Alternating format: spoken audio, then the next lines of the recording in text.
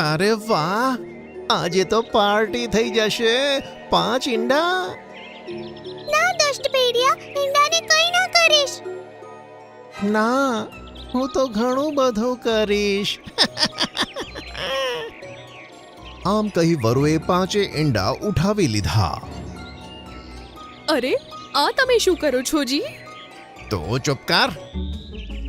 વરુ ઈંડા લઈ ત્યાંથી ભાગી ગયો. અરે આ શું? તે વરુ આપણી મમ્મીના બધા ઈંડા લઈ ગયો. બંને બેસી રડવા લાગ્યા. એ જ સમયે મીનુ ચકલી અને મિંકુ ચકલો ત્યાં આવી ગયા. અરે શું થયું? તમે બંને રડો છો કેમ? સોનુ અને ટીનુએ રડતા રડતા તેમને બધું જ કહી દીધું. કેટલી દુષ્ટ શિયાળ છે તું! તે અમારા ઈંડા ચોરવામાં તે વરુનો સાથ આપ્યો.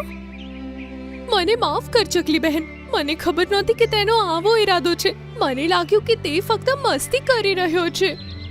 તને લાગવાથી કાંઈ નથી થતું. હવે મારા ઈંડાને તે ખાઈ ગયો હશે.